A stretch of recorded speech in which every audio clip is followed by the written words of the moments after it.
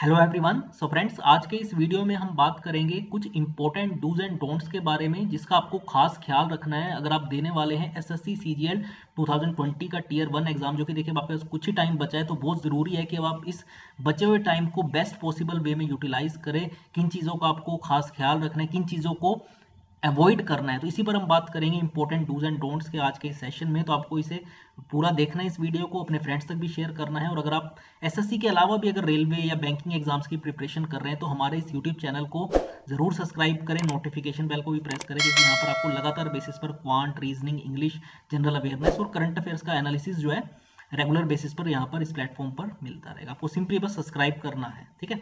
तो चलिए बिना टाइम वेस्ट किए स्टार्ट करते हैं आज के सेशन को। मैं आपको बता रहा था, देखिए अगर आप एसएससी सीजीएल की प्रिपरेशन कर रहे हैं तो आपको ये चीज़ तो पता ही होगी कि one of the most important एक गवर्नमेंट जॉब अपॉर्चुनिटी है, जिसके लिए देखिए जो ग्रेजुएट्स हैं, लैक्स ऑफ स्टूडेंट्स जो है इसके लिए अप्लाई करते हैं, प्रिपेयर करते हैं, ठीक है। और लगातार देखिए पिछले अगर आप 5-6 सालों का अगर ट्रेंड देखेंगे तो कंपटीशन बहुत बड़ा है। इसका आपको आइडिया कट ऑफ से देख के लग जाएगा, ठीक है। तो कंपटीशन एक तरफ बड़ा है और दूसरी तरफ आप देखेंगे वैकेंसीज पिछले 5-6 साल में लगातार रिड्यूस हो रही है। तो एक तो देखिए वैकेंसीज कम हो रही है, ऊपर से कंपटीशन बढ़ रहा है। तो देखिए ओबवियस बात, आपको इसका आइडिया जो है कट ऑफ से, अगर आप 2019 की कट ऑफ देखेंगे सीजीएल की टीयर 1 टीयर 2 की, तो एक हमें आइडिया हो जाना चाहिए कि हमें किस तरीके से प्रिपरेशन अब करनी है, ठीक है ना। देखिए 5-6 साल पहले जिस तरीके से प्रिपरेशन की जाती थी, ठीक है ना, तब देखिए ना कोई ज़्यादा यूट्यूब वगैरह पे आपको लेक्चर्स मिलते थे, जैसे अब यहाँ पे आपको हमारे इस प्लेटफॉर्म पे रेगुलर बेसिस पर हम कंटेंट आपको प्रोवाइड करते रहते। तो आज से 5-6 साल पहले ऐसा नहीं था। तो उस टाइम प्रिपरेशन में, उस टाइम की कट ऑफ में डेफिनेटली आज से काफ़ी फर्क था, बहुत कम होती थी।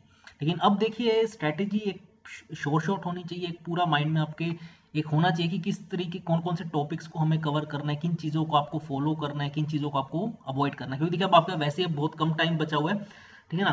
तो अगर अभी तक भी आपने प्रिपरेशन स्टार्ट नहीं की तो देखिए आप अपना 100% एफर्ट देने के लिए तैयार हो जाए, ठीक है। अगर आप चाहते हैं क्लियर करना, ठीक है ना, एग्जाम को, अगर आप मतलब प्रॉपर तरीके से अगर आप प्रिपरेशन कर रहे हैं, ठीक है ना।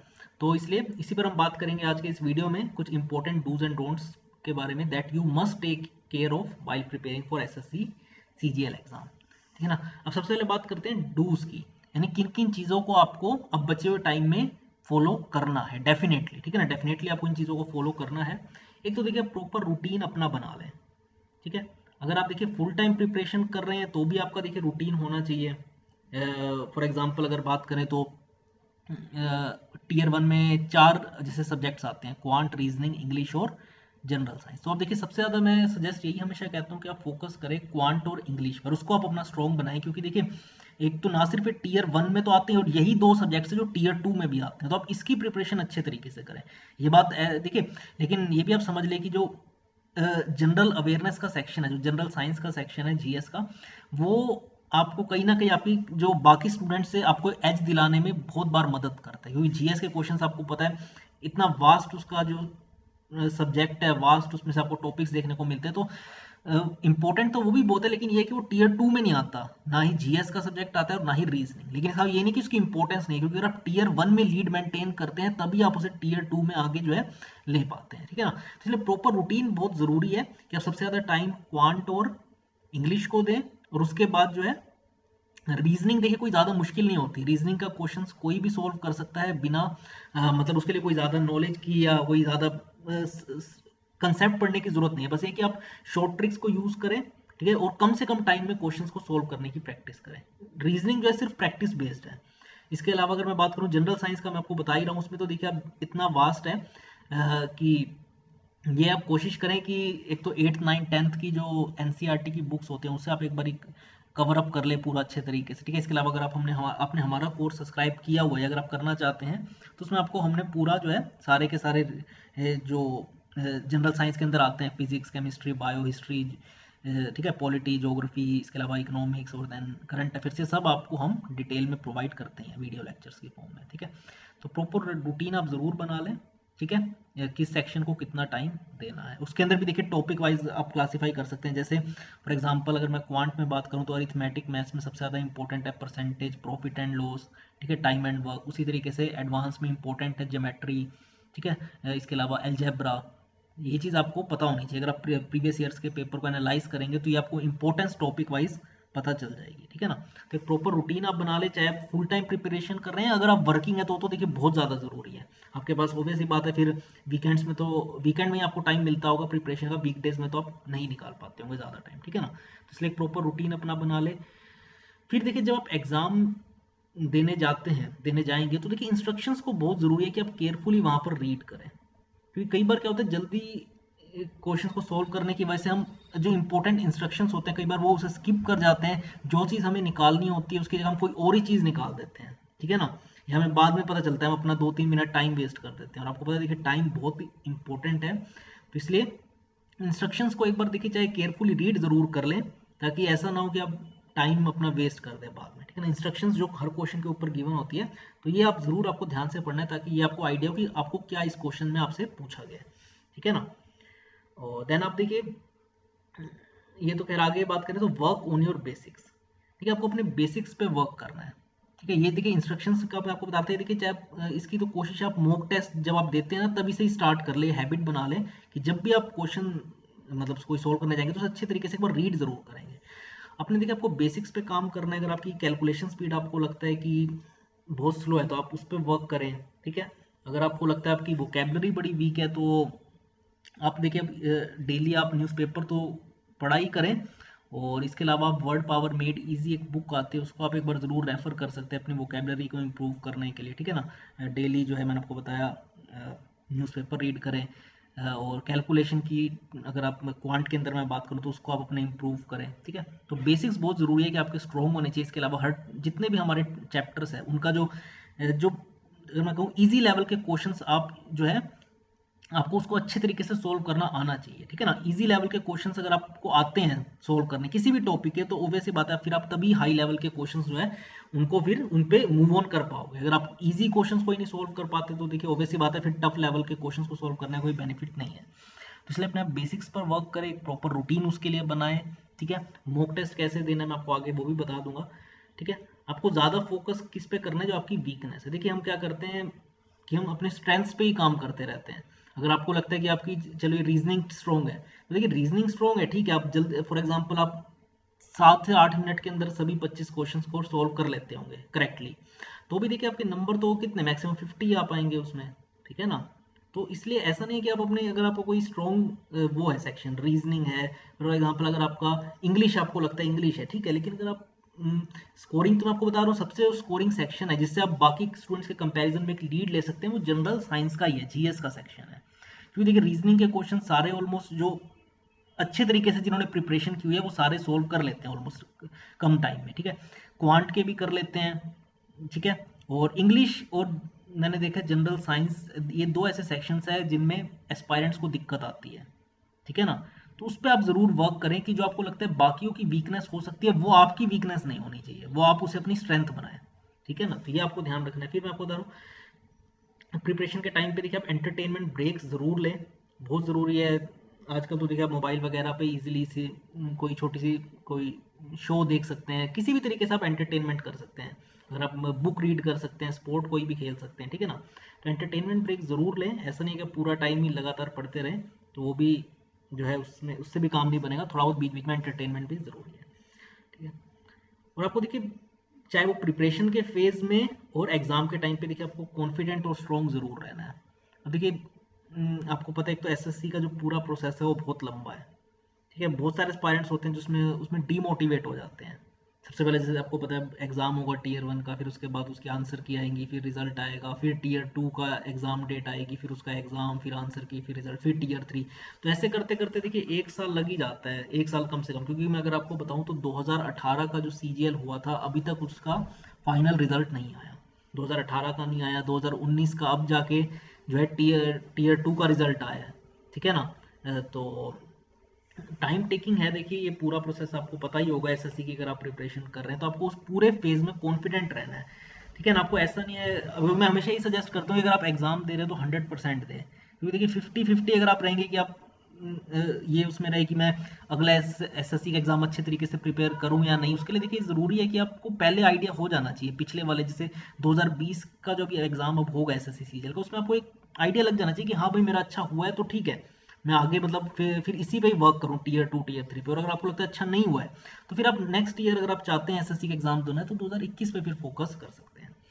ठीक है, रिवाइज देखिए आपको करते रहना है, क्योंकि देखिए मैं आपको बता ही रहा हूँ इसका जो पूरा सिलेबस है वो काफ़ी वास्ट है, इसलिए रिवाइज करना बहुत ज़रूरी है। क्योंकि अगर आप 3-4 दिन भी अगर आप बिल्कुल बुक को नहीं उठाते तो एकदम से आपको लगेगा कि जैसे आप बिल्कुल ब्लैंक हो गए हो। तो इसलिए चाहे आप दिन में घंटा डेढ़ भी निकालो, अगर आपको कई बार आप कहीं कहीं पर बिजी भी, आपको कहीं बाहर भी जाना है, फिर भी घंटा डेढ़ जरूर निकालें दिन में, जिसमें आप एक बार बेसिक रिवाइज कर लें ताकि आप कनेक्टेड रहें। ठीक है, अपनी एक्यूरेसी का आपको देखिए खास ख्याल रखना है, क्योंकि आपको पता है इसमें आपकी 1/4 नेगेटिव मार्किंग रहती है। ठीक है ना, यानी अगर करेक्ट आंसर के आपको 2 नंबर मिलते हैं तो नेगेटिव मार्किंग 0.5 कटते भी है। क्योंकि मैंने देखा है इंग्लिश के अंदर खासकर साइनोनिम एंटोनिम्स में या फिल इन द ब्लैंक्स या एरर डिटेक्शन में, और अगर जीएस में तो देखिए बहुत सारे एस्पायरेंट्स जो है वो एक तरीके से गैस वर्क करते हैं। तो देखिए ये भी आपको ध्यान रखना है कि इसमें आपकी नेगेटिव मार्किंग भी है, गैस वर्क के चक्कर में कहीं आपका नुकसान ही ना हो जाए। ठीक है ना, तो आपको अपनी एक्यूरेसी का खास ख्याल रखना है। और जीएस में भी देखिए ऐसा नहीं कि आप बिना देखे कोई भी आंसर मार्क कर रहे हैं। अगर आपको 50-50 भी आप श्योर है तो भी मैं सजेस्ट करता हूँ कि आप मार्क कर दिया करें, लेकिन ऐसा नहीं कि आपको बिल्कुल भी आइडिया नहीं है फिर भी आप आंसर कर रहे हैं, तो वो सही नहीं है। ठीक है, आपको देखिए अपने टाइम को प्रॉपरली मैनेज करना है, एक तो प्रिपरेशन के फेज में और उसके बाद एग्जाम टाइम पर भी।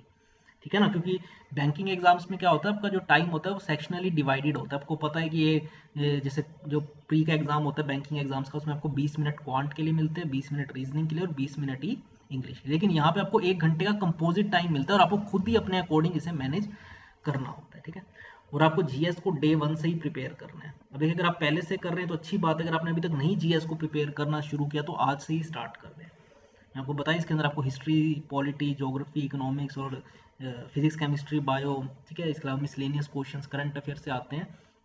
तो इसके लिए आप जो है 8, 9, 10th का जो एनसीईआरटी की बुक्स है उसे आप ज़रूर रेफर करें। ठीक है, तो ये कुछ इंपॉर्टेंट टूल्स है। उसके बाद मैंने बताया मॉक टेस्ट के अंदर आपको जो है मॉक टेस्ट तो देने ही देने हैं, और उसमें आपको क्वेश्चंस को केयरफुली रीड करना है, गैस वर्क करना नहीं है। और अगर आपने अच्छे तरीके से प्रिपरेशन की हुई है, अपने आपके बेसिक्स अगर क्लियर है, आपने अपने जो वीक पॉइंट्स हैं उन पे काम किया हुआ है, तो आप जो है मेरे को पूरा डेफिनेटली उम्मीद है कि आप जल्द से जल्द जो है क्वेश्चन सारे के सारे जो आपको एटलीस्ट टाइम तो मिलेगा, आप सारे क्वेश्चंस को एक बार देख पाएंगे, 100 के 100 क्वेश्चंस को। क्योंकि उन्होंने एवरेज मैंने देखा है कि अगर आपकी स्पीड अच्छी है तो आप 7 से 8 मिनट के अंदर रीजनिंग का सेक्शन कर लेंगे, इतने ही मिनट में जो है जनरल साइंस का भी। ठीक है, और अगर मैं कहूँ तो देखिए इसमें कितना हो गया, 15 मिनट हो गए। 15 मिनट अगर मैं इंग्लिश के लिए भी रखूँ, ठीक है, अगर मैं half an hour in 3 sections के लिए रखूँ, यानी इंग्लिश, रीजनिंग और जो है जीएस, इंग्लिश, रीजनिंग और जीएस, और बाकी बचा हुआ आधा घंटा आप कोशिश करेंगे आप क्वांट को दें। क्योंकि क्वांट में देखिए मार्क्स स्कोरिंग है। अगर आपने अच्छे तरीके से, आपको एडवांस मैथ, अरिथमेटिक मैथ आता है तो आप सारे के सारे क्वेश्चंस करेक्टली सॉल्व कर पाएंगे। तो उसके लिए लेकिन आपको टाइम चाहिए होगा, तो मैं चाहता हूँ कि आप जो आधा घंटा है वो 3 सेक्शंस उसमें करें और बाकी बचे आधे घंटे में क्वांट। बाकी आप पे भी देखिए आपकी कितनी स्पीड है, आपकी प्रिपरेशन कैसे, उस पर भी ये ज़्यादा डिपेंड करता है। आगे बात करते हैं इंपॉर्टेंट डोंट्स, यानी जिन चीज़ों को आपको बिल्कुल भी ध्यान रखना है, वैसे मतलब जिसमें आपने गलती नहीं करनी। ठीक है ना, जिनमें आपको गलती नहीं करनी, जैसे आपको फॉर एग्जांपल चाहे वो एग्जाम टाइम की मैं अगर बात करूँ, या अगर आप जब डॉक्यूमेंट वेरिफिकेशन का भी जब प्रोसेस होता है तो आपको अपने सारे डॉक्यूमेंट्स जो आपने देखे फॉर्म फिल करते हुए इन्फॉर्मेशन दी होगी या जो चाहिए होते हैं वो एग्जाम देते वक्त, वो आपके पास देखिए होने चाहिए। ठीक है ना, क्योंकि कई बार ऐसा होता है कि आप कई बार देखा है मैंने कि एस्पायरेंट इन एलिजिबल होता है फिर भी वो एग्जाम का जो है फॉर्म फिल कर देते हैं। तो आपको ऐसा नहीं करना चाहिए। अगर आप एलिजिबल है, आपके पास सारे डॉक्यूमेंट्स हैं, तो ही जो आप इसके लिए अप्लाई करा करें। क्योंकि एंड में होता है अगर आपने सारे क्लियर कर भी लिए और बाद में अगर आप डिस्क्वालीफाई हो जाते हैं तो उसका वो देखिए वो सबसे ज़्यादा मेरे को लगता है उस टाइम पे दुख होता है। ठीक है ना, आप सारे एक तो पूरे प्रोसेस क्लियर करने के बाद डॉक्यूमेंट्स की वजह से रह जाए, और एग्जाम के टाइम पे भी जो है आप टाइम पे पहुंचे। ठीक है, और अपने सारे डॉक्यूमेंट्स आपके पास होने चाहिए। डोंट मग अप, यानी आपको देखिए ऐसा नहीं कि आप चीज़ों को रटने बैठ जाए। ठीक है ना, अगर आपको देखिए फ़ायदा तभी अगर आपको समझ आ रहा है, आपको अगर कंसेप्ट क्लियर है। क्योंकि देखिए अगर आप फॉर एग्जांपल वोकेबलरी की अगर मैं बात करूँ तो आप कितनी वोकेबलरी याद कर लेंगे, उसकी देखिए कोई लिमिट नहीं है वोकेबलरी की। तो देखिए मगअप नहीं करना, समझना है। प्रैक्टिस से समझ आता है। जब आप एक वोकेबलरी तभी अच्छी आपकी स्ट्रॉन्ग होती है जब आप उन वर्ड्स को यूज़ भी करते हैं। अगर आप उन वर्ड्स को पढ़ते भी, अगर आप सिर्फ जिस वर्ड का मीनिंग देखते जाएंगे तो फिर देखिए इसका कोई यूटिलिटी नहीं है जब तक आपको उसका एक्चुअल में यूजेज नहीं पता। ठीक है ना, ये मैं आपको बता रहा था कि देखिए ज़्यादा लंबे लंबे टाइम ऐसा नहीं कि आप पूरी पूरी रात जाग के पढ़ते रहें, आप एंटरटेनमेंट ब्रेक्स ले अपनी नींद पूरी करें, ठीक है ना। तो अवॉइड ही करें कि रात को पढ़ना। बहुत सारे एस्पायरेंट्स रात रात भर पढ़ते हैं, लेकिन मैं हमेशा ये सजेस्ट करता हूँ, क्योंकि देखिए अगर आपकी हैबिट बन गई है रात को पढ़ने की, तो एग्ज़ाम तो देखिए आपका दिन में होता है, ठीक है ना। अगर आप लगातार बेसिस पे एग्ज़ाम से हफ्ते या एग्ज़ाम से एक दो दिन पहले तक भी अगर आप रात रात भर पढ़ रहे हैं, तो आपको एग्ज़ाम फिर आपको एकदम से वो चेंज नहीं हो पाएगा, ठीक है ना, शेड्यूल। तो इसलिए आप कोशिश करें कि दिन में पढ़ा करें और रात को अपनी प्रॉपर स्लीप लिया करें। लास्ट मिनट में देखिए आपको हैवी प्रिपरेशन नहीं करनी है। जैसे मैं आपको बता रहा था, बहुत सारे एस्पायरेंट्स क्या करते हैं, करंट अफेयर्स आखिरी दिनों में पढ़ते हैं, क्योंकि आज के टाइम पे जनरल साइंस का जो सेक्शन है उसमें आपको काफ़ी सारे क्वेश्चन जो है वो करंट अफेयर से देखने को मिलते हैं। तो वो आप हमेशा अवॉइड करता हूँ। उसके लिए आप हमारा डेली बेसिस पे करंट अफेयर्स का एनालिसिस देख लिया करें, ठीक है ना। फिर उसके बाद अगर मैं बात करूँ, कोई भी टॉपिक आपको आखिरी दिन में नहीं, अगर आपने अभी तक नहीं पढ़ा, आप रिवाइज कर सकते हैं आखिरी दिन, लेकिन कोई नया टॉपिक को आप मत उठाएं, मैं हमेशा यही कहूँगा, ठीक है ना। तो आखिरी एक दो दिनों में ये गलती ना करें, ज़्यादा अपने आप पे देखिए बर्डन ना लें, क्योंकि देखिए एसएससी का मैं आपको बता ही रहा हूँ प्रोसेस थोड़ा लंबा रहता है। तो इसलिए आपको प्रेशर नहीं लेना, नर्वस नहीं होना एग्जाम टाइम पे, एग्जाम से पहले, ठीक है। आपको यही मान के चलना है कि अगर मेरा फॉर एग्जांपल अच्छा नहीं भी होता एग्जाम, मेरे पास बाकी अपॉर्चुनिटीज है, ठीक है ना। एसएससी कोई आखिरी एग्जाम नहीं है। और आप ये मान के चलें कि नहीं अब यही मेरे पास आखिरी अपॉर्चुनिटी है, तो वो आप ज़्यादा उस टाइम पे नर्वस हो गए एग्जाम टाइम पे। तो ये आपको नहीं करना। आप फ्रीली बैठे, ठीक है, मैं अपना 100% दूंगा, ये चीज़ आप मान के चले बस एग्जाम में। आपको देखिए किस तरीके कन्फ्यूजन में नहीं पढ़ना, आप कन्फ्यूजन को अवॉइड करें, ठीक है ना। आप क्या करते हैं, बहुत सारे लोग स्ट्रैटेजीज देखते रहते हैं। कोई देखिए हर पर्सन की पढ़ने की अपना तरीका होता है। आप खासकर उन लोगों को फॉलो करते हैं जो जिन्होंने क्लियर किया हुआ है, या जो मतलब फॉर एग्जाम्पल बहुत सारे ऐसे हैं। लेकिन देखिए हर एक का अपना पढ़ने का तरीका होता है। किसी को देखिए कोई सब्जेक्ट किसी का स्ट्रॉन्ग होता है, किसी का कोई भी, ठीक है ना। अगर आपकी इंग्लिश स्ट्रॉन्ग नहीं है, तो ज़रूरी है कि देखिए आप उस पर वर्क करें, ठीक है ना। इंग्लिश अगर आपकी स्ट्रॉन्ग है तो ठीक है, आप बाकी सेक्शंस पे वर्क करें। तो ये कि देखिए ये एस्पायरेंट टू एस्पायरेंट डिपेंड करता है, ठीक है। जनरल साइंस एक ऐसा है, अगर आपने देखिए अपनी अगर बीए कर रखी है, या अगर आपने अच्छे तरीके से देखिए आप फॉर एग्जांपल यूपीएससी का एस्पायरेंट का आपको पता है, उसको बहुत अच्छे तरीके से जनरल साइंस आती है, ठीक है ना। तो ये डिपेंड करता है कि आपने कौन सा मतलब अपना कभी प्रिपरेशन कैसे करी है अभी तक, ठीक है ना। तो उसी हिसाब से जो है आपको अपनी स्ट्रेटेजी बनानी है। एक मैंने आपको बताया कि आपको अपना एक टाइम टेबल बनाना है, और वो आपके खुद के अकॉर्डिंग होना चाहिए, आपका लेवल कितना है। आप एक बार जरूर मॉक टेस्ट दें, उससे आपको पता चल जाएगा। रिवाइज करना नहीं भूलना। आखिरी दिनों में तो नहीं, मतलब ज़्यादा हैवी बर्डन लेना, लेकिन पहले के दिनों में जैसे अभी तो आपका टाइम है, तो आप डेली बेसिस पर रिवाइज करें, और एग्जाम में गेस वर्क नहीं करना, ठीक है। तो ये कुछ इंपॉर्टेंट चीज़ें हैं जिसका आपको खास ख्याल रखना है, मतलब इन चीज़ों को नहीं करना, आपको गेस वर्क नहीं करना। अगर आप रिवाइज नहीं करते तो वो भी बहुत बड़ी गलती है। आपको किसी कंफ्यूजन में नहीं पड़ना, आप इतनी स्ट्रैटेजियाँ देखते जा रहे हैं देखते जा रहे हैं, तो ये नहीं, आप एक स्ट्रैटेजी को ही फॉलो करें।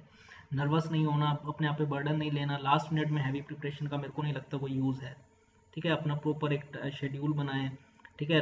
रात रात भर पढ़ने का भी सही फ़ायदा नहीं है, आप अपना उसी दिन में पढ़ें, ठीक है। सुबह उठ के पढ़ सकते हैं हम 5 बजे उठ के, और एग्जाम टाइम पे आप अपने इंपॉर्टेंट डॉक्यूमेंट्स को या डॉक्यूमेंट वेरिफिकेशन के टाइम, ठीक है ना, आपके पास सारे होने चाहिए। और डूज में मैंने आपको बताया, एक रूटीन सबसे इंपॉर्टेंट है, और उसके बाद ही जो आप सारी चीज़ों को कवर कर पाएंगे। तो एक कोशिश थी देखिए, ये जनरल एक चीज़ें हैं जिनका आपको फॉलो करना है। अब आगे डिपेंड करता है आपके ऊपर भी, बहुत ज़रूरी है कि आपने अभी तक कितनी प्रिपरेशन की है। अगर आप अभी स्टार्ट कर रहे हैं तो अलग चीज़ है। अगर आप ऑलरेडी आपने 2019 का एग्जाम दिया हुआ है, तो आपका देखिए प्रिपरेशन करने का तरीका अलग होना चाहिए, ठीक है ना, क्योंकि आई होप सो फिर आपके बेसिक्स क्लियर होंगे। अगर आपने 2019 में आपका फॉर एग्जांपल टीयर 2 भी अगर आपका क्लियर हुआ हुआ है, या टीयर 1 आपका अच्छे से हुआ था, टीयर 2 रह गया, ठीक है ना, तो उसी अकॉर्डिंग देखिए एस्पायरेंट एस्पायरेंट पे बहुत डिपेंड करता है।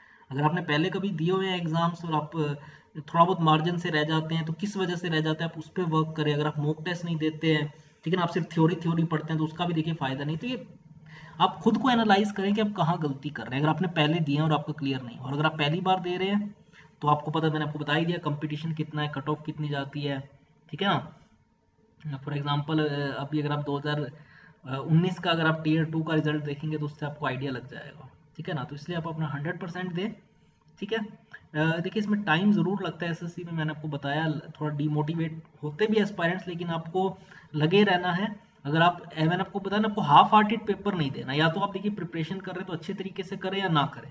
जब आप हाफ हार्टेड पेपर देते हैं, तो उसका देखिए फिर आप फंस जाते हैं। टीयर 1 देने के बाद मैं टीयर 2 की प्रिपरेशन करूँ ना करूँ, ठीक है ना। टीयर 2 अगर आपका 50-50 हुआ तो फिर आप टीयर 3 की करूँ ना करूँ, तो आपको इसमें नहीं रहना, करना है तो अपना फुल आप 100% दें, ठीक है ना।